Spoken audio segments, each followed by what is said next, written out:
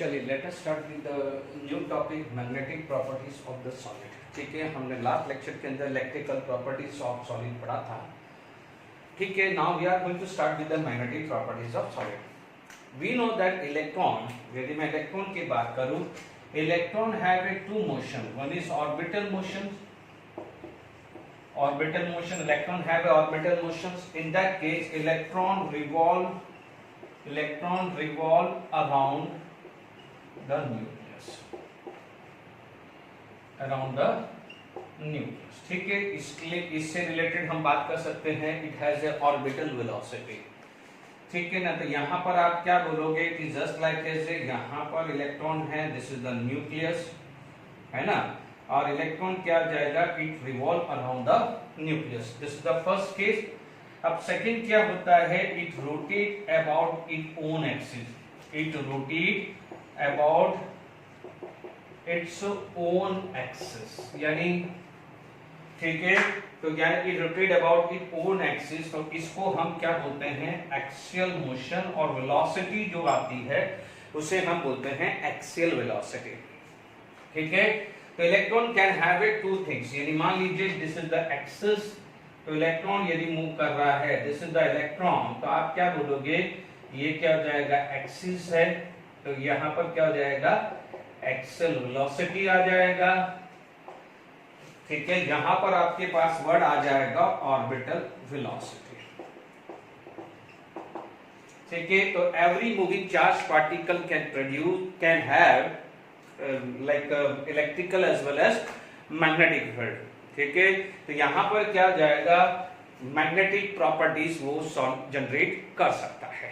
ठीक है, तो यहां पर तो ये चीज एक हल्का सा आउटलाइन आ गया है कि how the solid can show the magnetic properties. ठीक है, तो आप बोलोगे in the solid there is an element, there is an atom having the electron, these electron can have a two kind of a motion, one is orbital, another is axial motion. Because of that if we produce the magnetic field, कुछ ऐसे होते हैं जो magnetic field के presence के अंदर magnetism show करते हैं, और कुछ ऐसे होते हैं in absence of magnetic field भी मैग्नेटिज्म शो करते हैं। तो हम सारी इसके बारे में बात करेंगे। तो ये समझ में आ गया कि what is the causes of magnetic properties of any solid की बात करें।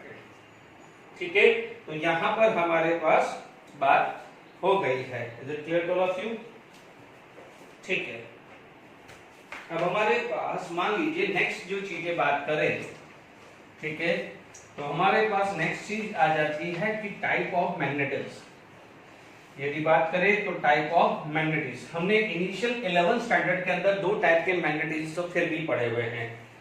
ठीक है, एक था हमारे पास पैरामैग्नेटिज्म, एक था डायमैग्नेटिज्म। ठीक है, तो हमारे पास यदि मान लीजिए सबसे पहले आ जाता है पैरामैग्नेटिज्म। यदि पैरामैग्नेटिज्म की बात करें तो आप क्या बोलोगे, द सब्सटेंसेस, आप बोलोगे the substances which is weakly attracted by magnetic field. क्या बोलेंगे, the substances which is weakly, not strongly, weekly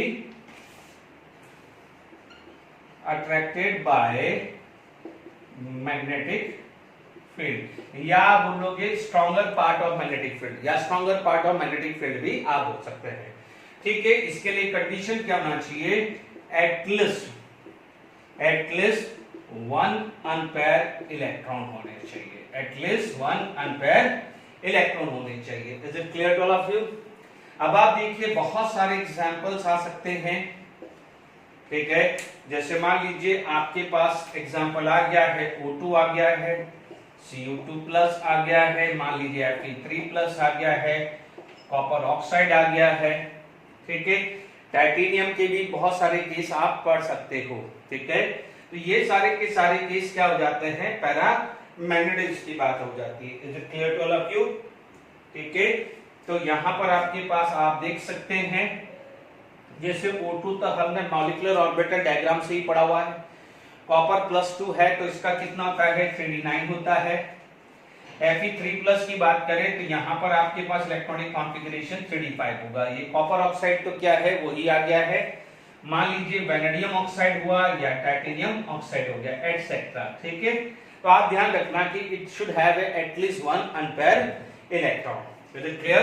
अब आप देखिए इसके अंदर एक चीज खासकर ध्यान रखना चाहिए कि this can show the properties only and only in the presence of magnetic field. यानी मान लीजिए यहां पर हम बात करें, यहां पर हम बात करते हैं कि मान लीजिए एब्सेंस ऑफ मैग्नेटिक फील्ड हुआ, suppose if there is a absence of magnetic field, तो क्या हो जाएगा कि इट डज नॉट शो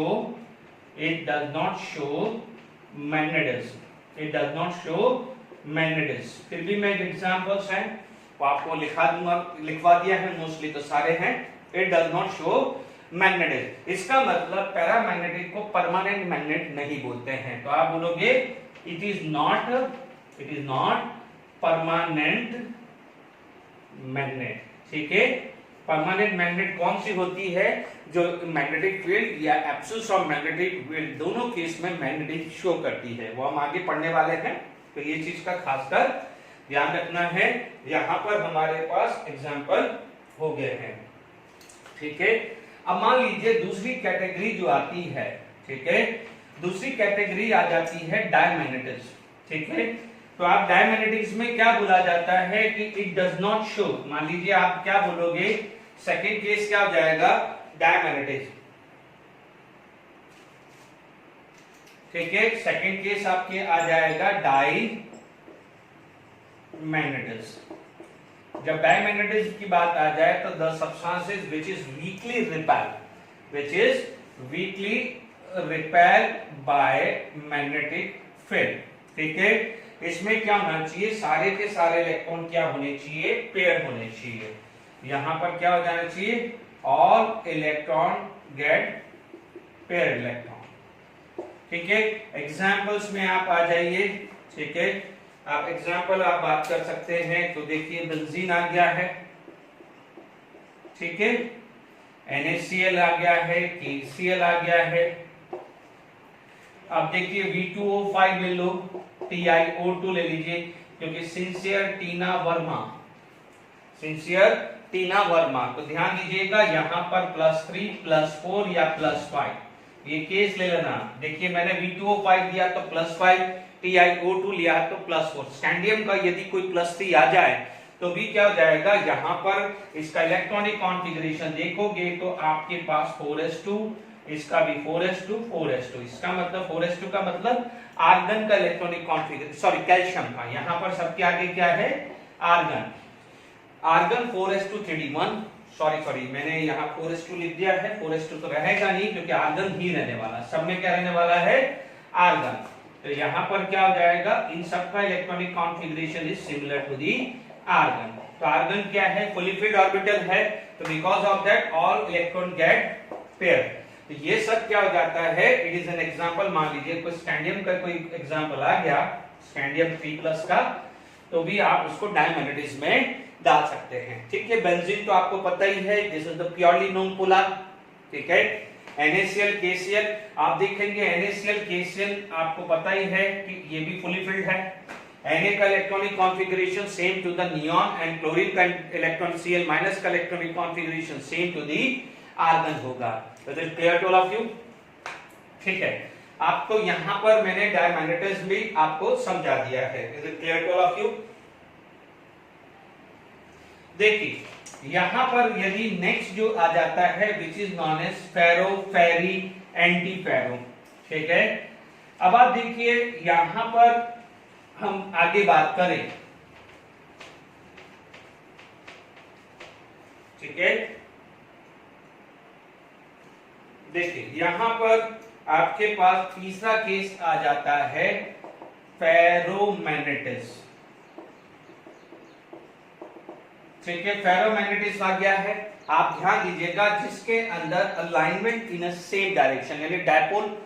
जैसे यहां पर आपके पास कोई डायपोल पढ़े तो this is the structure of dipole. यदि आप डायपोल पढ़े तो ये डायपोल का स्ट्रक्चर है। इस पे बेस बहुत सारे क्वेश्चंस आए हुए। सॉरी मैंने गलत बना दिया है। ठीक है, यानी यहां पर जो भी डायपोल है all are aligned in same direction. तो यहां पर क्या हो जाएगा? नेट डायपोल मोमेंट क्या होगा? मैक्सिमम। ठीक है, ध्यान देने की बात है, नेट डायपोल मोमेंट क्या हो जाएगा, मैक्सिमम आ जाएगा। Is it clear to all of you? Okay okay. अब आप देखो यहां पर नेट डायपोल मोमेंट आएगा तो can show magnetism in presence or presence of magnetic field or even absence of magnetic field. Substances can show the magnetism in presence of magnetic field as well as on absence of magnetic field. तो इसको हम क्या बोल सकते हैं, permanent magnet भी बोलते हैं, ठीक है, परमानेंट मैग्नेट भी बोलते हैं। Is it clear to all of you? क्या बोलते हैं, परमानेंट मैग्नेट भी बोलते हैं। इसके एग्जांपल्स है, मैं फिर भी एक बार देख के बता देता हूं, बट आप फेको नहीं याद रख लीजिए, ठीक है। एग्जांपल क्या हो जाएगा, फेको, ठीक है, CrO2 etcetera. Is it clear? यहां पर हम एग्जांपल्स देखते हैं, ठीक है। तो यहाँ पर अपने पास ये सारी चीजें हैं, ओके। तो यहाँ पर और एग्जांपल्स जो भी है आई थिंक सफिशिएंट है, ओके। तो नेक्स्ट चीज ये जो आ जाती है, फेरो के बाद आ जाता है एंटी फेरो, ठीक है। एंटी फेरो में क्या हो जाएगा, नेट डायपोल मोमेंट, ठीक है। यहाँ पर एक चीज ध्यान रखना, मैं लास्ट में लिखाऊंगा, या अभी लिख दीजिए, है ना, अभी लिख दीजिए कि क्या होता है कि जो एंटीनो है, अभी जो भी मैं पढ़ा रहा हूं, एंटी फेरो, अभी इससे पहले फेरो पढ़ा है, एंटी फेरो, फिर फेरी पढ़ाऊंगा। All this can loss the magnetism, यानी क्या हो जाता है, they are going to become है पैरामैग्नेटिक, ठीक है। जैसे आप हीट करोगे, टेम्परेचर बढ़ाओगे, तो क्या होगा, it is going to be a paramagnetic, ठीक है। वो टेम्परेचर को क्या बोलते हैं, क्यूरी टेम्परेचर। तो जैसे भी मान लीजिए पैरामैग्नेटिक में लिख दीजिए, ऑन इंक्रीजिंग द टेम्परेचर, यदि मैं टेम्परेचर इंक्रीज करूंगा तो क्या होगा कि इट लॉस इट्स मैग्नेटिज्म, ये सब में है बच्चों, में नेक्स्ट में नहीं लिखा हूं तो समझ लेना, it's loss it magnetism become paramagnetic, ठीक है। क्या बन जाता है वो, पैरामैग्नेटिक। और ये जो टेम्परेचर होता है इसे बोला जाता है क्यूरी टेम्परेचर, यानी डेफिनेशंस क्या होगी, the temperature at which the ferromagnetism loss is paramagnetic, ठीक है। टेम्परेचर कोई पूछने वाला नहीं है, सिर्फ एक इंफॉर्मेशन बेस लिख दिया है, ठीक है। ये जनरल टर्म है सबके लिए, फेरो, फेरी, एंटी फेरो, ठीक है। नेक्स्ट आपके पास मान लीजिए फोर्थ केस आ जाता है एंटी फेरो, ठीक है। एंटी फेरो के अंदर हम बात करें, ठीक है, तो यहां पर यदि मैं अलाइनमेंट की बात करूं, ठीक है, यदि मैं अलाइनमेंट की बात करूं, ठीक है, फिर भी क्या है, यहां पर मैं अलाइनमेंट की बात करूं,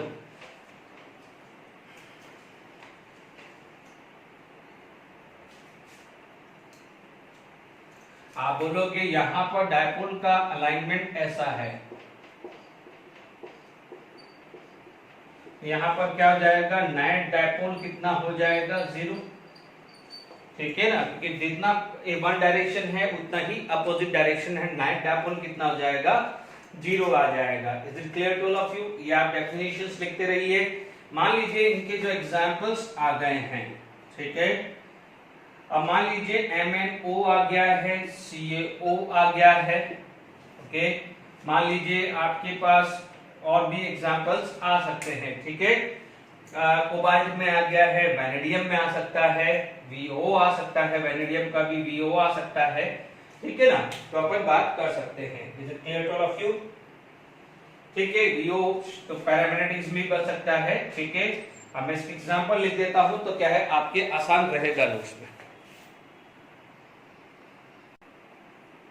चलिए एग्जांपल भी लिख दिए हैं क्योंकि टाइम वेस्ट नहीं करें, ठीक है। ये सब अनपेयर इलेक्ट्रॉन है, ध्यान रखना है, ठीक है ना। अनपेयर इलेक्ट्रॉन है, पहले वाले में भी अनपेयर था, क्योंकि आप सोच अनपेयर इलेक्ट्रॉन है, ठीक है, बट उनका अरेंजमेंट ऐसा है कि net dipole, this is not a pair one. Make sure ऐसा नहीं है कि आप इसको क्या है पेयर वन बनाएं, all these are the unpaired, क्योंकि अनपेयर्ड होगा तभी मैग्नेटिज्म देगा, पहले ये चीज का ध्यान रखना। तो वहां पर क्या हो जाएगा, क्या क्या केस है, 3 केस पॉसिबल है। हो सकता है कि सारे के सारे एक ही डायरेक्शन में लाइन हो। दूसरा केस हो सकता है कि 50% एक डायरेक्शन में है, 50% अपोजिट डायरेक्शन में हो, तो नेट डायपोल क्या हो जाएगा, 0 आ जाएगा। तीसरा केस आप पढ़ सकते हो, तीसरा केस आप पढ़ सकते हो, यहां पर आपके पास आ जाए ऐसा कुछ केस, ऐसा कुछ केस आ जाए, ठीक है, कि मान लीजिए हम लोग ये समझते हैं इसके अंदर अल्फा इलेक्ट्रॉन है, ठीक है, तो आपके पास क्या हो जाएगा, अलाइनमेंट अल्फा इलेक्ट्रॉन का कुछ ऐसा है। देखिए अल्फा इलेक्ट्रॉन तो है, देखिए पहले वाले अनपेयर्ड में क्या थे, all are in same direction, second में क्या था, 50% in one direction, 50% in another direction, तो नेट डायपोल क्या हो जाएगा, 0। पहले वाले में नेट डायपोल मैक्सिमम था, इसमें आ गया नेट डायपोल 0, बट यहां पर आ जाएगा नेट डायपोल मिनिमम। तो 3 केस आ गए। तो अब आप देखिए यहां पर क्या हो जाएगा, इसको क्या बोला जाता है, ferri, ferro, all are in same direction, maximum dipole moment, anti ferro, net dipole moment is 0, और इन दोनों के जो बीच में आ जाता है, जहां पर नेट डायपोल मोमेंट क्या है, सम वैल्यू आता है, उसे बोलते हैं फेरी। ठीक है, फेरी के यदि मैं एग्जांपल ले लूं तो आप देख सकते हैं यहां पर एग्जांपल आ जाएगा Fe3O4 या फेराइट आ जाएगा। ठीक है, फेराइट क्या हो जाएगा, M2+ और देखिए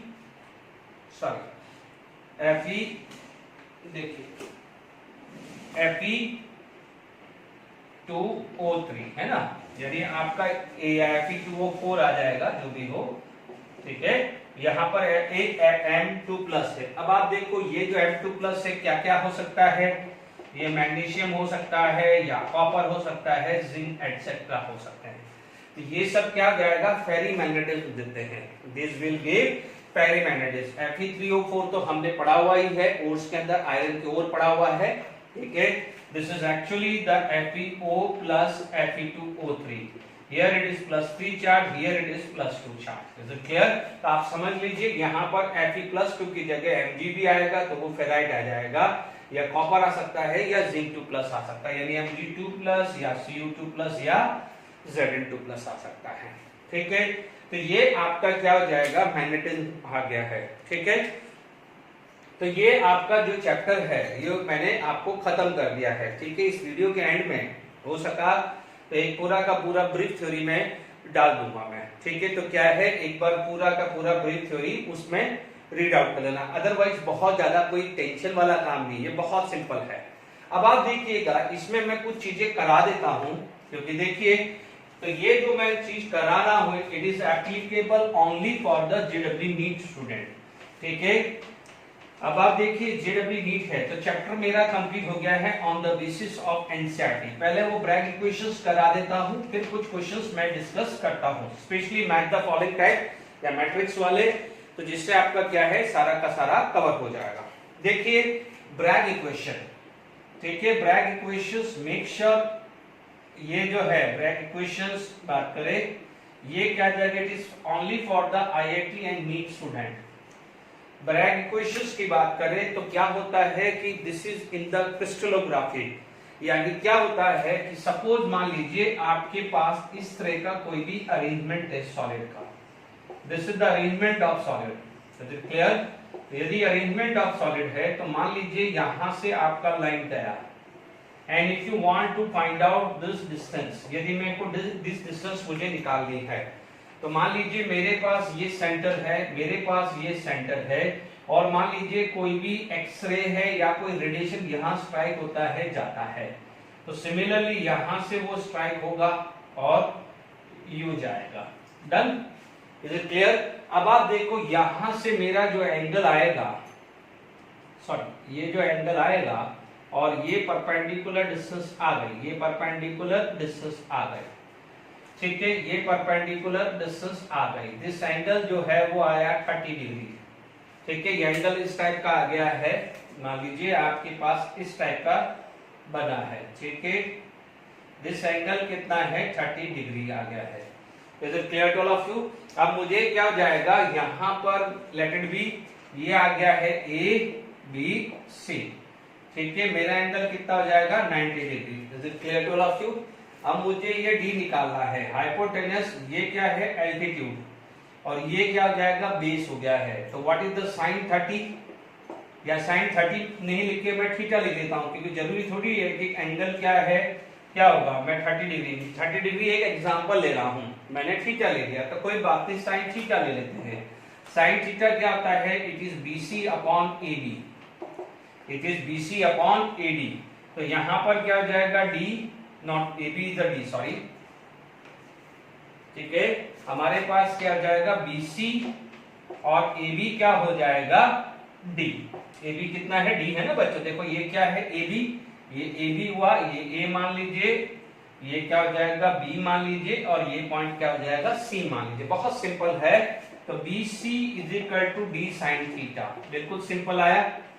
अच्छा, अब आप देख लीजिए, यदि मान लीजिए हमारे पास ये जो फर्स्ट लेयर है और सेकेंड लेयर, आप एक इमेजिन करके चलिए कि यदि फर्स्ट लेयर और सेकेंड लेयर के बीच में यहां से C, ये B और मान लीजिए ये D है, तो आप बोलोगे यदि मैं डिफरेंस बात करूं, difference in first and second, तो मैं बात करूंगा यहां पर एक वर्ड आएगा which is known as path difference. देखो, जब फर्स्ट लाइट जब फर्स्ट लेयर पे स्ट्राइक हुई तो यहां टकराई और यहां से चली गई, सेकेंड लेयर पे स्ट्राइक हुई तो यहां पे टकराई और यहां चली। तो फर्स्ट और सेकेंड लेयर के बीच में यदि पाथ का डिफरेंस देखें तो बच्चों ये सेम है, ये सेम है, तो this is extra path, this is the extra path. तो पाथ डिफरेंस आया कहां से, equal to BC plus BD आया। तो अब आप देखो कि यदि आपके पास BC और BD है तो ध्यान दीजिए, यदि मैं ये एंगल बात करूं तो ये BD है, ये थीटा है, तो similarly BD is also the D sin theta. Similarly क्या हो जाएगा, BD is also D sin theta ही हुआ। तो BC कितना हो जाएगा, D sin थीटा, ठीक है, BD हो जाएगा D sin theta, it is equal to 2D sin theta. कितना आ जाएगा, 2D sin theta. But we all know that electron can have a dual nature, या radiation can have a dual nature, पढ़ा हुआ है। तो अब आप देखिए, रेडिएशन जब ड्यूल नेचर है, तो जब रेडिएशन का अंदर क्या है, ड्यूल नेचर है, तो व्हाट हैपन, जो उसका रेडिएशन का जो पाथ है can have a particle as well as wave nature. तो अब आप देखिएगा इसका ऐसा नेचर होगा। तो अब आप देखो पाथ डिफरेंस, यदि आप बात करें, मैं यहां पर समझाऊं, तो पाथ डिफरेंस कुछ ऐसा आएगा भाई, अपन दिस इज पाथ डिफरेंस, तो आप क्या बोल सकते हो, this is the difference lambda. ये कितना हो जाएगा, लैम्डा आएगा। नो डाउट यहां पर भी वो ट्रेवल ऐसे ही कर रहा है, the travel would be like this, because we know that, ठीक है, the radiation can have a dual nature, हमने एटॉमिक स्ट्रक्चर में पढ़ चुके हैं, ठीक है।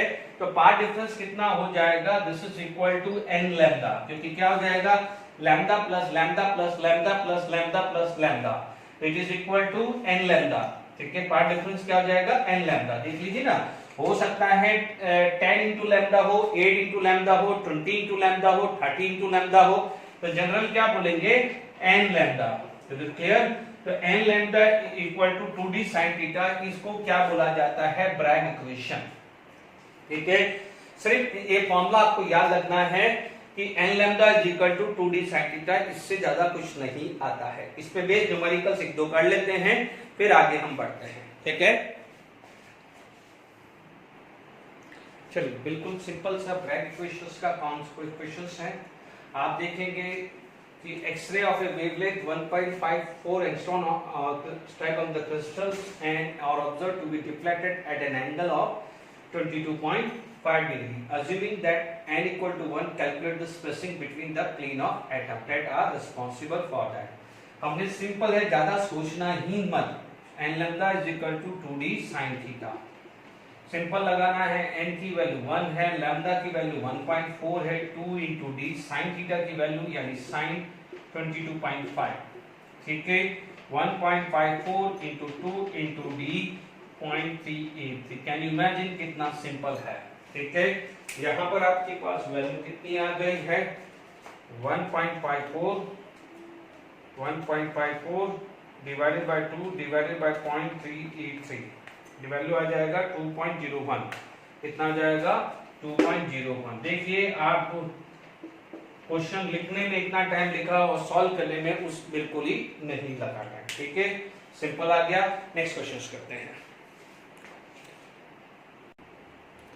देखिए मैंने बिल्कुल शॉर्ट क्वेश्चन लिखा है कि electron which is already on excited state fall from the L to K। We all know that if any electron can be de excited from excited station, जो है एक्साइटेड स्टेट से lower पे जाता है, तो it will emit the energy, it will emit the energy. यदि वो energy emit करता है, वो एनर्जी एमिट करता है तो व्हाट हैपन, मान लीजिए वो एक्सरे एमिट करता है। अब वो एक्सरे को क्या करा है, हमने स्ट्राइक कराया है, then there is a angle, angle कितना है 7.71 का है, और दो क्रिस्टल के बीच में जो गैप है वो 2.64 एंगस्ट्रॉम है।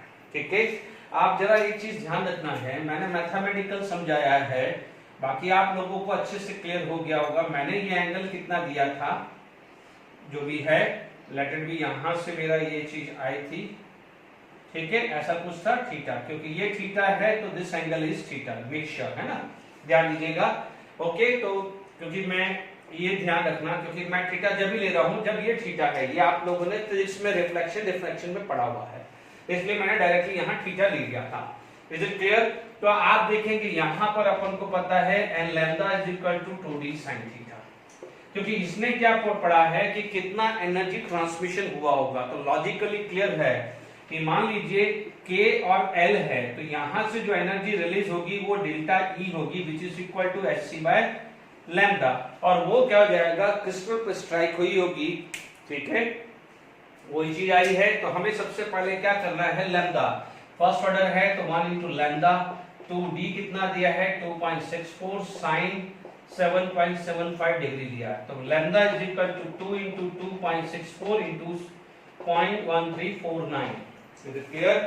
यहां पर आपके पास आएगा वैल्यू 2 इंटू 2.64 इंटू 0.1349, ये वैल्यू आ रही है लैम्डा की वैल्यू 0.712 एंगस्ट्रॉम, क्योंकि एंगस्ट्रॉम है ना।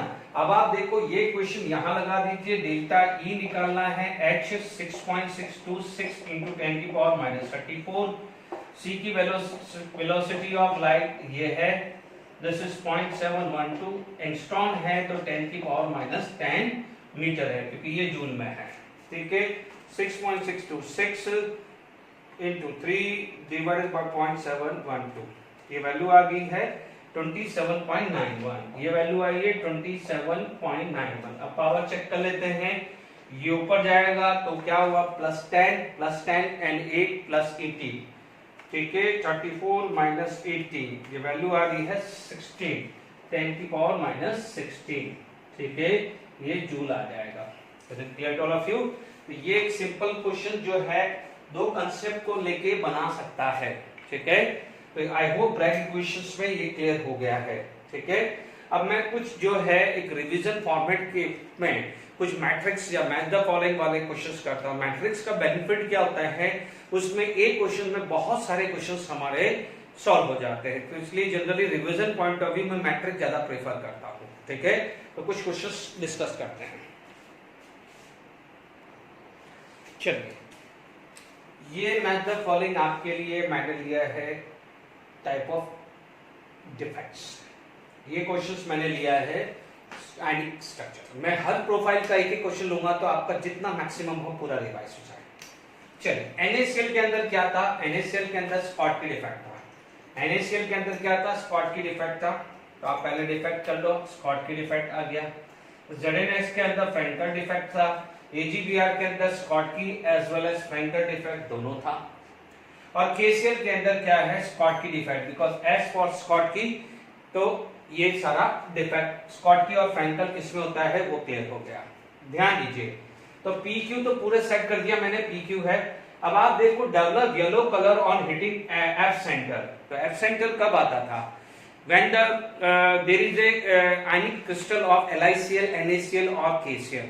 If we added the metal vapor, so what happened, the being a lower ionization metal will lose the electron, it is going to be converted into the metal ion, but the anion from the crystal will come out and will make a bond make a bond with cation, like Na plus है तो Cl minus, K plus है तो Cl minus, and there is an anion vacancy which is occupied by this free electron. That's why that is known as F center. More the F center, more the intensity of color. हमने क्या फंडा पढ़ा था?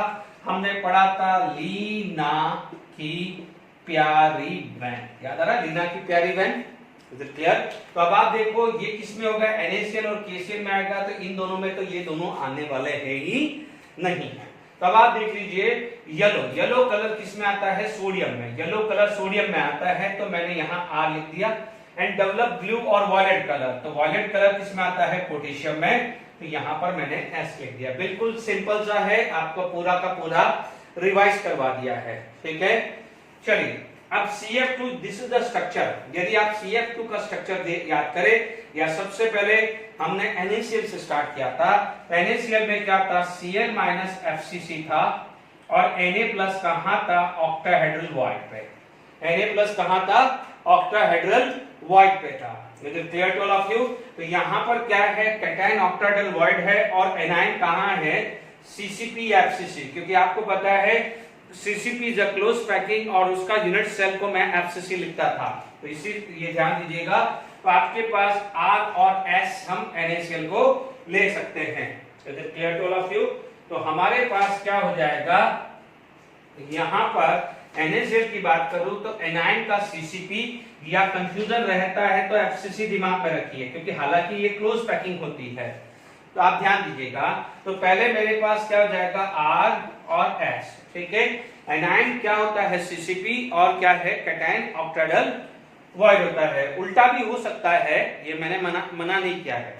चलिए zinc sulphide की बात करें, तो जिंक सल्फाइड में sulphide ion, it is CCP, sulphide यानी anion is CCP, okay. But जो Zn2 प्लस था, this is alternate tetrahedral void, this is the alternate tetrahedral void. तो बट मुझे ऑल्टरनेट टेट्राहेड्रल वॉइड कहीं नहीं दिख रहा है, ठीक है, वो जबकि Zn2 प्लस इज कैटायन। तो मान लीजिए एक बार को कैटायन यहाँ होता और टेट्राहेड्रल वॉइड ले लेता, तो मैं यहाँ पर एक बार को तो Q भी लिख सकता था, बट यहाँ पर एनायन टेट्राहेड्रल वॉइड पे है। Is it clear? तो यहाँ पर अब आप देख लीजिए CF2, this is the fluoride structure, this is anti fluoride. Ca2 plus, cation कहाँ था, CCP पे, कैटायन कहाँ था, CCP पे, तो कैटायन CCP यानी Q था, और एनायन कहाँ था, फुली टेट्राहेड्रल वॉइड, एनायन कहाँ था, fully tetrahedral void, anion fully tetrahedral void, ये Q था। तो यानी ये रिवीजन हो रहा है, आ जाइए। तो यहाँ पर और कुछ नहीं है, Na2O, तो यहाँ पर ऑक्सीजन यानी एनायन CCP था, तो एनायन CCP यानी R आ गया, ठीक है।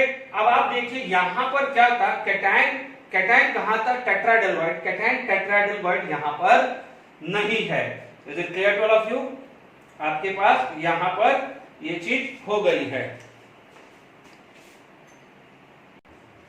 चलिए नेक्स्ट क्वेश्चन आपके पास आ जाता है कि मान लीजिए रिलेशन जो था, और आपके पास शेप ऑफ द स्ट्रक्चर या स्ट्रक्चर ऑफ आयनिक कंपाउंड है, और उसमें relation between cation and anion. NaCl का यदि हम स्ट्रक्चर आप याद हो, तो हमारे को पता है this is Cl minus, this is Cl minus, वहां पर Na प्लस था, तो हमने क्या पढ़ा था, A is equal to 2R plus plus R minus, yes और नो? तो हमारे पास रॉक सॉल्ट का क्या है, 2R प्लस दिस, तो ये क्या हो जाएगा, S आ जाएगा। सीजियम क्लोराइड कहाँ था, क्लोराइड एट एज कॉर्नर था, एंड सीजियम प्लस आयन था सेंटर ऑफ द बॉडी।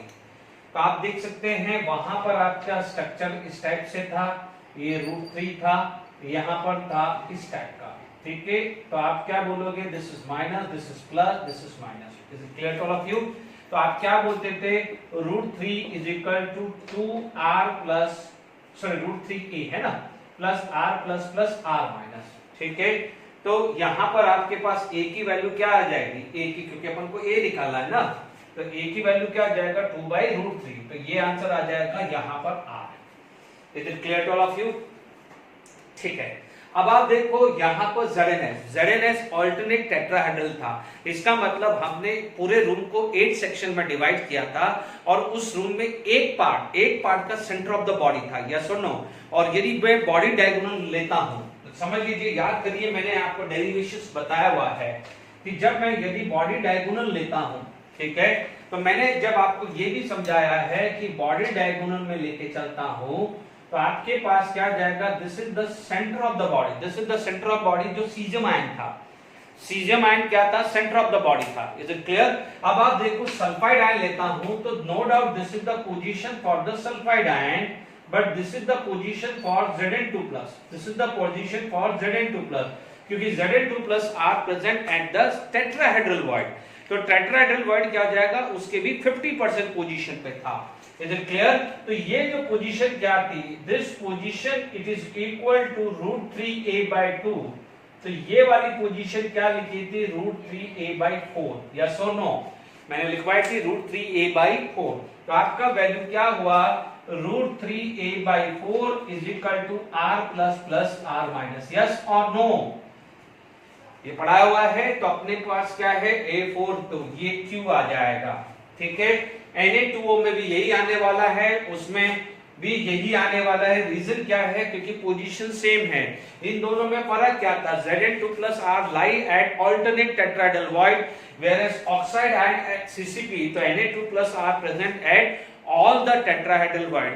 तो फर्क तो साइड डिस्टेंस में तो फर्क कुछ आने वाला ही नहीं है, क्योंकि यहां पर यदि ये केस के अंदर बात करें तो यदि ये ऑक्साइड आ जाएगा, if it is going to be oxide, तो this is going to be Na+। Is it clear? यहां पर भी मैंने यही चीजें बताई थी, तो ध्यान दीजिए, ये भी रिवीजन हो गया आपके पास। ठीक है, मान लीजिए हमारे पास, और यदि शुरुआत में करें, शुरुआत का रिवाइज करिए, तो देखिए आयनिक क्रिस्टल भी मैं आपको मैथ द फॉलोइंग या मैट्रिक जो भी क्वेश्चंस हैं, ठीक है, डिफरेंट जो भी है आपको करा के, डिफरेंट बुक से डिफरेंट करा के आपको पूरा रिवाइज करा दूंगा। ठीक है, यहां पर हेक्सागोनल और वो है, तो हमने क्या पढ़ा था, OMT, TH याद आ रहा है, CR। तो यहां पर फर्स्ट क्या जाएगा, कुछ भी सही नहीं था, इन तीनों का A does not equal to B does not equal to C। यहां पर क्या था, चलिए लिख देता हूं, एक बार रिवाइज करा रहा हूं, ध्यान दीजिए, A equal to B does not equal to C equal to C। तो यहां पर क्या था, A equal to B does not equal to C, A equal to B equal to C। पहला क्या था, alpha equal to beta equal to gamma equal to 90। ये क्या था, alpha equal to gamma equal to 90, but beta does not equal to 90। ये क्या था, alpha does not equal to beta does not equal to 90 degree. Alpha equal to beta equal to 90, gamma equal to 120। This is alpha equal to beta equal to gamma but 90 degree but less than 120। पूरा का पूरा revise करा दिया फंडा। चलिए one by one लेते हैं। Hexagonal, tetragonal, ये सारे के सारे क्रिस्टल सिस्टम है, 7 है, तो सबके आगे मैंने P लगा दिया है, सबके आगे तो P लगा दिया। ठीक है, टेट्रागोनल और हेक्सागोनल में A और B का रिलेशन देखे तो हमारे पास ये और ये रिलेशन था, तो A does not equal to B does not equal to C तो नहीं है। मान लीजिए मैं यहाँ पर P Q R S और मान लीजिए मैं यहाँ पर T लगा देता हूँ। ठीक है, मैं यहाँ पर T लगा देता हूँ, A equal to B does not equal to C। ठीक है, तो मेरे पास क्या हो जाएगा, P और T आ जाएगा। क्यूबिक एंड रोम्बो, तो क्यूबिक में A equal to B equal to C है, तो A equal to B equal to C आ जाएगा। क्लियर? तो यहाँ पर क्या हो जाएगा, A equal to B equal to C, तो यहाँ पर S आ जाएगा। ठीक है, मोनोक्लिनिक और ट्राइक्लिनिक में क्या सिमिलरिटी है, मोनोक्लिनिक और ट्राइक्लिनिक में क्या सिमिलरिटी, सॉरी ये डज नॉट इक्वल टू है, दोनों में इक्वल नहीं आएगा, तो ये R आ जाएगा।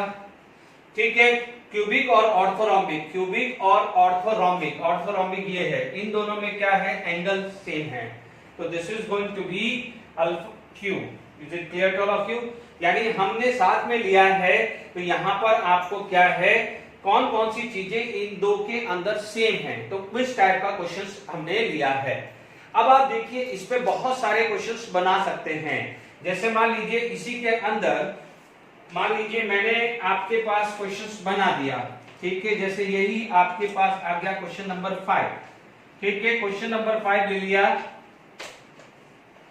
ठीक है, मैंने यहां पर रेडियस रेशियो रख दिया, यहां पर कोऑर्डिनेशन नंबर रख दिया, क्वेश्चन नंबर 5 है। ठीक है, मैंने यहां पर रख दिया, ये रेडियस रेशियो रख दिया r plus plus r minus, यहां पर आपको रख दिया है कोऑर्डिनेशन नंबर। ठीक है, मैं हाथों हाथ यहाँ पर क्वेश्चंस बना सकते हूँ, हमारे पास रेंज है। ठीक है, मान लीजिए पहले मेरे पास आ गया कि लेट इट बी, ये फर्स्ट है कि 0 to 0.155,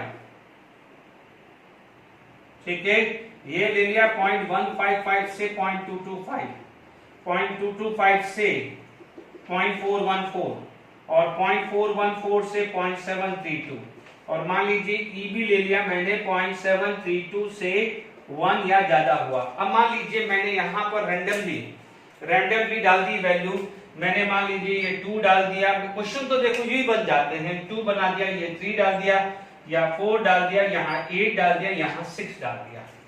इट इज क्लियर का मैच द फॉलोइंग आप कर दीजिए। ठीक है, यहाँ पर आपके पास मान लीजिए शेप भी दे सकता है, लीनियर है या ऑक्टाहेड्रल है। ठीक है, मान लीजिए यहाँ पर आपके पास कॉलम 3 आ गया, लेट इट बी, यहाँ पर कॉलम 3 भी आ गया। ठीक है, यहाँ पर small a, small b, small c, small d, small e ले लिया मैंने। ठीक है, ये इसके अंदर क्या हो जाएगा, इसमें रेडियस रेशियो का मैंने आपको कर दिया, इसमें मैंने क्या करा, टाइप ऑफ वॉइड डाल दिया। ठीक है, मान लीजिए मैंने यहाँ पर लीनियर डाल दिया, यहाँ मान लीजिए मैंने टेट्राहेड्रल वॉइड डाल दिया। ठीक है, मान लीजिए मैंने यहाँ पर ट्राइगोनल डाल दिया, यहाँ पर मान लीजिए मैंने ऑक्टाहेड्रल डाल दिया, और यहाँ पर मान लीजिए मैंने क्यूबिक वॉइड डाल दिया। तो मैं क्या हो जाएगा, कॉलम 1, 2, 3 को भी मर्ज करके बना सकता हूँ, क्वेश्चंस बन सकते हैं। अब आप देखो यहाँ पर ये क्या होता है, कोऑर्डिनेशन नंबर 2। तो अब आप देखिए इसका सॉल्यूशन मैं ऊपर लिख रहा हूँ। ठीक है, क्वेश्चंस आपके पास बन गए हैं। ठीक है, तो ये पूरा का पूरा आपका यूटिलाइजेशन हो जाता है पूरा रिवीजन में। ए के लिए मेरे पास क्या हो जाएगा, आर आ जाएगा। अब लीनियर कहाँ है, सी है, तो सी ही आ रहा है, आर सी। अब आप देखो बी है, बी क्या हो जाएगा, दिस इज 3 आता है, तो क्या होगा पी, 3 को क्या बोलते हैं, ट्राइगोनल, पी को क्या बोलते हैं, ट्राइगोनल वॉइड। ये रेंज आती है, ये किसकी आती है, this is for tetrahedral. Tetrahedral का मतलब कोऑर्डिनेशन नंबर कितना है, 4, और 4 का मतलब क्या हुआ है, टेट्राहेड्रल, बी ले लिया मैंने। अब आप देखो यहां पर मैंने डी लिया है, ये वैल्यू आया 0.732। ठीक है, ये कौन सा होता है, ऑक्टाहेड्रल वॉइड, उसका कोऑर्डिनेशन नंबर कितना होता है, 6 का ऑक्टाहेड्रल वॉइड क्या जाएगा, डीई है, तो उसमें कोई फर्क नहीं है। ई की बात करूं तो ई क्या हो जाएगा, this is for coordination number 8, और उसे क्या बोला जाता है, क्यूबिक, सॉरी 8 का क्या है, यहाँ पर क्यू आ जाएगा, दिस इज क्यू। तो देखिए मैंने आपको रेडियस रेशियो भी फटाफट से रिवाइज करवा दिया है। Is it clear to all of you? Okay, चलिए और कोशिश करते हैं। चलिए ये फटाफट से हमारे पास क्वेश्चन आ गया है कॉलम 1 और कॉलम 2 में। क्यूबिक, ध्यान दीजिए हमने क्या पढ़ा था, फंडा क्या पढ़ा था, these are the Bravais lettuce. तो हमने क्या पढ़ा था, कॉट मोको, इज इट क्लियर, 1 2 3 4 5 6 7। तो बीसीसी, ईसीसी, एफसीसी और रिमेनिंग 7 हैव ए प्रिमिटिव। याद आ रहा है, remaining 7 have a primitive, yes और नो। तो अब आप देख लीजिए हमने यहाँ पर फंडा है, मैंने इस लेक्चर के अंदर पूरी कोशिश करी है कि पूरा का पूरा चैप्टर आपके रिवाइज हो जाए। क्यूबिक देखिए, क्यूबिक के अंदर क्या है, बॉडी सेंटर भी है, फेस सेंटर भी है और प्रिमिटिव भी है। तो क्यूबिक के अंदर क्या हो जाएगा, बॉडी सेंटर भी है और फेस सेंटर भी है। मेक श्योर बॉडी सेंटर भी है, फेस सेंटर भी है, एज वेल एज प्रिमिटिव भी है। तो आप क्या कर सकते हो, उसमें पी भी लिख सकते हो, क्यू भी लिख सकते हो और आर भी लिख सकते हो। Is it clear to all of you? क्योंकि देखो प्रिमिटिव ओनली भी पॉसिबल है या तीनों हम लिख सकते हैं। Is it clear? अब आप देखो यदि मैं हेक्सागोनल की बात करूं तो हेक्सागोनल में सिर्फ प्रिमिटिव वाला ही आएगा, हेक्सागोनल यहां पर है नहीं। Tetragonal, this is tetragonal, tetragonal में बॉडी सेंटर भी है और प्रिमिटिव, तो आप पी एंड क्यू लिख सकते हो। Is it clear? अब आप देखो ऑर्थोरोम्बिक, ऑर्थोरोम्बिक में सब है, ऑर्थोरोम्बिक में सब है, तो आप लिख सकते हो P Q R S. Is it clear? Orthorhombic के अंदर क्या लिख सकते हो, पी क्यू आर एस लिख सकते हो। Is it clear to all of you? ठीक है, तो हालांकि देखिए कुछ बच्चे ऐसा भी बोलेंगे कि सर आप पी क्यू लिख रहे हो, इज इट क्लियर? यदि आप पी क्यू लिख रहे हो तो चाहो तो प्रिमिटिव ओनली है तो यू कैन ये आप पी भी हटा सकते हो कि मैं ठीक है इसके अंदर प्रिमिटिव नहीं है तो कोई बात नहीं, आप ये पी हटा दीजिए तो आपके पास बाकी तो आएगा। जैसे मान लीजिए ऑर्थोरोम्बिक में बीसीसी भी है, क्या जाएगा, ईसीसी भी है और एफसीसी भी है। चलिए मान लीजिए कोई बच्चा बोलते हैं कि नहीं सर प्रिमिटिव ओनली वाला नहीं है, तो चलो ठीक है प्रिमिटिव ओनली हेक्सागोनल है तो we can go with this thing. Okay, अब आप देखो सेवंथ वाला जो है जो सबसे आगे चैप्टर में हमने था तो मैंने उसका एक क्वेश्चन और ले लिया है, डायमंड।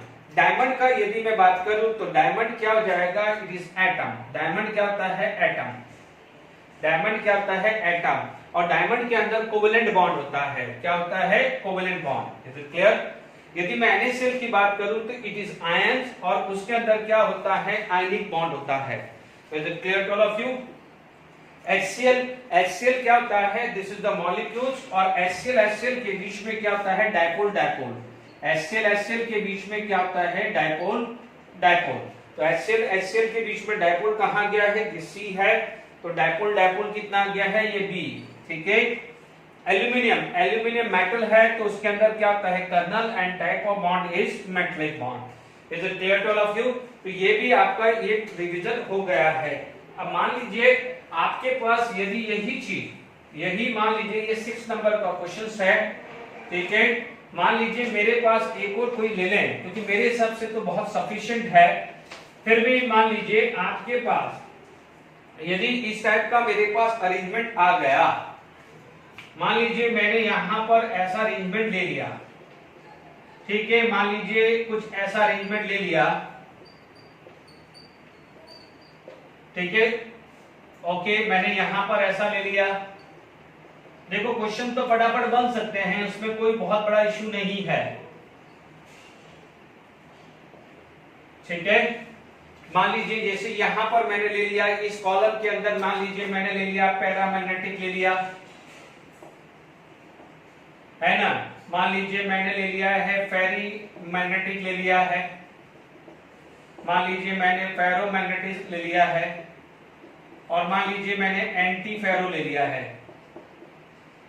तो क्वेश्चन फटाफट मेरे से बन गया हाथों हाथ, जो अभी मैंने पढ़ाया थोड़ी देर पहले। आपको पता है कि देखो ये जो चीज है ये होता है पैरामैग्नेटिक, तो पैरामैग्नेटिक क्या हो जाएगा आपका S, ये क्या हो जाएगा S, क्योंकि ये जो रैंडमनेस आ जाती है वो आ जाती है, ये कब आएगा, अनपैर इलेक्ट्रॉन तितर बितर कब हो जाएगा, जब टेम्परेचर हायर होगा। And this is for paramagnetic situation. Ferri में क्या होता है, नेट डायपोल मोमेंट मिनिमम होता है, तो ये B का क्या हुआ, P हुआ, ठीक है। एंटी फेरोमैग्नेटिज्म में, एंटी फेरो में क्या हो जाएगा, नेट डायपोल नहीं, ये Q आएगा, this is going to be Q, है ना, और एंटी आएगा वो आएगा P आएगा। Is it clear? और फेरोमैग्नेटिक्स के अंदर क्या हो जाएगा, this is going to be R, क्योंकि इसके अंदर मैक्सिमम डायपोल होगा, this is dipole moment is 0 और ये इंटरमीडिएट होगा। ये कैटेगरी अलग हो जाएगी। ये तीनों के तीनों में टेम्परेचर जब बढ़ाते हैं it is suppose to convert into paramagnetic, तो आप समझ सकते हैं पैरामैग्नेटिक में रैंडमनेस आएगा। कल को यदि किसी भी तरह का कोई बोलेगा कि सर व्हाट अबाउट द, मान लीजिए इसके अंदर इको डाल सकते हैं, मान लीजिए मैंने यहाँ पर लिख दिया, मान लीजिए E, मैंने डायमैग्नेटिक भी डाल दिया, है ना। डायमैग्नेटिक के लिए अरेंजमेंट ऐसा आता है PQRST। डायमैग्नेटिक के लिए यदि अरेंजमेंट आपको ऐसा मिले तो डायमैग्नेटिक के लिए ऐसा आएगा, डायमैग्नेटिक ऐसा कुछ आएगा क्योंकि उसके अंदर पेयर्ड इलेक्ट्रॉन होते हैं। ध्यान दीजिएगा इसके अंदर क्या हो जाएगा, आप इसको ऐसा समझ लीजिए कि ये सब अलग अलग ऑर्बिटल के अंदर है, जबकि इसके अंदर क्या हो जाएगा, सेम ऑर्बिटल के अंदर है, इतना ध्यान रखना है। इसीलिए कोई बच्चा बोलेगा कि सर ये दोनों तो क्या है, ऐसा क्यों नहीं हुआ है, ध्यान दीजिएगा, यानी ऐसा भी लिख सकता है या ऐसा करके भी लिख सकता है, लाइक दिस भी लिख सकता है, ठीक है, बट वो आपको जनरली अपन इलेक्ट्रॉनिक अरेंजमेंट में ऐसे शो करते हैं ना, तो क्या हो जाएगा यहाँ पर डायमैग्नेटिक्स के लिए ये क्या हो जाएगा, T आ जाएगा। आई होप यहाँ पर क्वेश्चंस मैंने लगभग सब पे रिवाइज कर लेते हैं और कुछ चीज और पढ़ लेते हैं। Is it clear to all of you? मैं क्वेश्चंस जेडब्ल्यू का डिस्कस करता हूँ फिर आगे बढ़ता हूँ। देखिए जेडब्ल्यू का क्वेश्चन है 2016 का, कि which of the following magnetic and ferromagnetic, ferromagnetic का भी एग्जांपल दिया था, ठीक है, फेकोनी और CrO2, EuO भी लिखा था, बट ये आपके पास आ गया। VO2 हमने किस में लिखा था, हमने लिखा था पैरामैग्नेटिक के अंदर। MnO2 लिखा था एंटी फेरो में, ठीक है, फेरी के अंदर Fe3O4 और फेराइट लिखा था। TiO2 था, वो था डायमैग्नेटिक के अंदर। क्यों? डायमैग्नेटिक के अंदर मैंने क्या बोला था, Ti+4 और वेनेडियम +5 और स्कैंडियम +3। यस और नो? आर्गन वाला लिया था कि नहीं लिया था? Is it clear to all of you? तो ये एग्जांपल भी आपको देख के जाने हैं। अब आप देखिए, मैं कुछ क्वेश्चंस इस टाइप से डिस्कस करता हूं। Is it clear? अब आप देखिए, कई बार आपको ऐसे क्वेश्चंस देखने को मिलेंगे कि आपको बोलेगा कि इसमें इस तरह का अरेंजमेंट कैसा है। जैसे फॉर एग्जांपल मान लीजिए आपके पास इस तरह का कोई आपके पास स्ट्रक्चर बनाया, सिंपल सा स्ट्रक्चर बना दिया, ओके, आपको आपके पास ये आ गया है और आपसे बोला जाता है कि इसके अंदर ऊपर वाला जो फेस है, मान लीजिए ये फेस ले लिया, तो इसका क्या डायग्राम होगा। तो आप देख लीजिए, ये फेस के अंदर बहुत सारी पॉसिबिलिटी है। ये फेस यदि लेता है तो ऐसी पॉसिबिलिटी भी है लाइक दिस, क्योंकि ये कॉर्नर होगा 1 2 3 4 कॉर्नर, ऐसा भी पॉसिबल है। या मान लीजिए फेस सेंटर हो, तो फेस सेंटर है तो दूसरी पॉसिबिलिटी ये भी है कि मान लीजिए ये फेस सेंटर है, ये कॉर्नर हुआ, ये कॉर्नर हुआ, ये कॉर्नर हुआ और ये कॉर्नर भी हुआ। Is it clear? तो आप ये वाला जब स्ट्रक्चर बनाओगे तो ये दो पॉसिबिलिटी है। This is for the simple corner, यानी बोलेगा कि ये ऊपर वाले में क्या है कि 1 2 3 4 चारों कॉर्नर ऐसे भी हो सकते हैं, लाइक दिस, ये भी हो सकता है, या लाइक दिस, ये भी हो सकता है। ठीक है, मान लीजिए अब यही चीज के अंदर यहां पर बीच में से लिया, ओके, यहां पर आपके पास बीच में से लिया, तो आपके पास मान लीजिए ये वाला स्ट्रक्चर भी ऐसा भी ले सकता है कि मान लीजिए यहां से बीच में ले लिया, ठीक है, लेट इट बी, ये वाला स्ट्रक्चर आपने यहां से ऐसा ले लिया, ठीक है, और ये बोलता है कि यहां का जो बनाइए। अब आप देख लीजिए यहां पर भी बनाएंगे तो क्या होगा, आपका एक फेस सेंटर ये जाएगा, ये फेस सेंटर वाला आएगा, ये तीसरा फेस सेंटर आएगा और चौथा फेस सेंटर यही आने वाला है, यानी उसका स्ट्रक्चर कुछ इस टाइप से बन जाएगा। Is it clear to all of you? आप देख लीजिए, यदि एफसीसी है तो इसी टाइप का अरेंजमेंट बनेगा, ठीक है। Is it clear to all of you? तो आपके पास इस टाइप का, या फिर बोलेगा कि आपके पास एफसीसी भी होना चाहिए, ठीक है। तो आप ये आइडिया एक प्रेडिक्शंस करके आप क्वेश्चंस कर सकते हो। Is it clear? यानी ये वाले में ये डायग्राम आ सकता है और ऊपर वाले में ये दोनों आ सकते हैं, क्योंकि ये क्या हुआ, ओनली कॉर्नर हुआ तो भी आ जाएगा। देखो ओनली कॉर्नर होगा तो ये यदि यहाँ यहाँ यहाँ होगा तो ऐसा अरेंजमेंट ये नहीं बन सकता। ये अरेंजमेंट जब भी बनेगा जब फेस सेंटर होगा। ये अरेंजमेंट कब बनेगा, जब फेस सेंटर होगा। तो फेस सेंटर में ऐसा आया, ठीक है। अब कोई बच्चा बोलेगा कि सर एस सेंटर हो, तो एस सेंटर में भी 1 2 3 4 कॉर्नर ही तो आएंगे, एस सेंटर भी होगा तो ऐसे ही कुछ आने वाला है ना भाई। एस सेंटर यहाँ आएगा, यहाँ आएगा, यहाँ आएगा और यहाँ आएगा, और तो बीच में आने ही ना। चलिए अब मान लीजिए यही चीज, यही मान लीजिए यही स्ट्रक्चर को हम आगे बात करें तो ये क्या है बच्चों, ये सब विजुअलाइजेशन पे आ जाता है। ये जनरली के क्वेश्चंस बनते हैं कि भाई ये मान लीजिए मैंने वापस से ये स्ट्रक्चर बना दिया, ड्रॉ कर दिया, ठीक है। अब मान लीजिए मेरे पास ऐसा स्ट्रक्चर आ गया, ये लेट इट बी, मैंने ये बनाया, ये यहां से ज्वाइन किया, ये यहां से ज्वाइन किया और ये यहां से ज्वाइन किया, ठीक है। अब आप देख लीजिए इस वाले में कौन कौन आएगा। सबसे पहले ये आएगा, तो ये वाला आया, ये कॉर्नर, यहां पर दो फेस सेंटर आएंगे, तो दो फेस सेंटर आया तो वो ऐसा कुछ आएगा, ठीक है। ये कॉर्नर आएंगे और बीच का एक फेस सेंटर आएगा, तो वहां पर क्या हो जाएगा, इस तरह की सिचुएशन बन जाएगी। Is it clear to all of you? Okay, चलिए तो ये वाला इसका क्या हुआ, डायग्राम इस टाइप का बनेगा, बहुत ही जबरदस्त बन गया है ये। तो ये वाला ऐसा आएगा, देख लीजिए, ये कॉर्नर, ये कॉर्नर, ये कॉर्नर, ये फेस सेंटर, ये फेस सेंटर, ये फेस सेंटर। देख लीजिए, विजुअलाइजेशन कर लीजिए, इस टाइप का स्ट्रक्चर बनेगा कि नहीं बनेगा। ओके, अब आप देखो, यदि यही स्ट्रक्चर, यदि यही आपके पास मैंने ये ले लिया,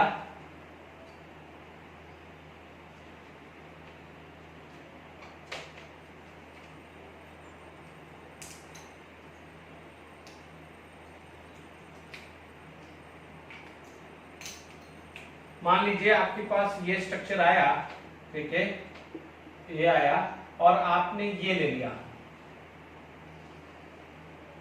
ठीक है। अब देखिए यहां पर भी जब हमने ये लिया है तो आपके पास सिंपल सा स्ट्रक्चर आएगा, देख लीजिए, ये कॉर्नर, ये कॉर्नर, ये कॉर्नर, ये कॉर्नर और यहां पर फेस सेंटर आएगा। Is it clear?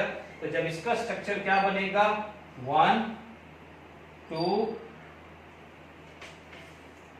1 2 3, 1 2 3 और 1 2 3, ऐसा बन सकता है। तो देखिए यहां पर आपके पास क्या है कि अलग अलग तरह के आपको कट देंगे और आपसे पूछा जाएगा अरेंजमेंट ऑफ एटम पूछा जाएगा। Is it clear? तो यहां पर आप देख लीजिए, तो दो यू करेंगे तो दो कॉर्नर आ गया है, दो कॉर्नर इधर आ गए हैं, दो फेस सेंटर यहां पर आएगा, आप देख लीजिएगा, ठीक है ना। यानी this is just like this form. यहां पर आप देखोगे इस टाइप की आ रही है, तो आप देखोगे जब ये आ रहा है तो इसके फेस सेंटर आएगा और अपोजिट वॉल पे भी फेस सेंटर आएगा। आप देख लीजिए और कोई फेस सेंटर यहां आने वाला नहीं है। Is it clear to all of you? I hope समझ में आ गया होगा आपको, ठीक है। तो यहां पर आपके पास स्ट्रक्चर बहुत सारे बन सकते हैं। तो मैंने आपको ऑलमोस्ट सारा का सारा रिवीजन करवा दिया है, यानी ये पूरा चैप्टर रिवीजन करवा दिया है। अभी थोड़ा बहुत क्या हो जाएगा, मिलर इंडिसेस है। मिलर इंडिसेस देखिए कई बार पूछते हैं या नहीं पूछते हैं, बट इतना कोई खास नहीं है वो, ठीक है, ओके।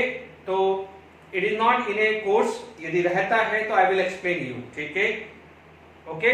टिल देन एंजॉय, क्योंकि मिलर इंडिसेस में भी यदि मान लीजिए कल को बोलते हैं कि सर मिलर इंडिसेस में मान लीजिए आ गया है, but there is nothing chances कि मिलर इंडिसेस में यदि आ भी गया तो कुछ नहीं है, टाइम पास है बच्चों।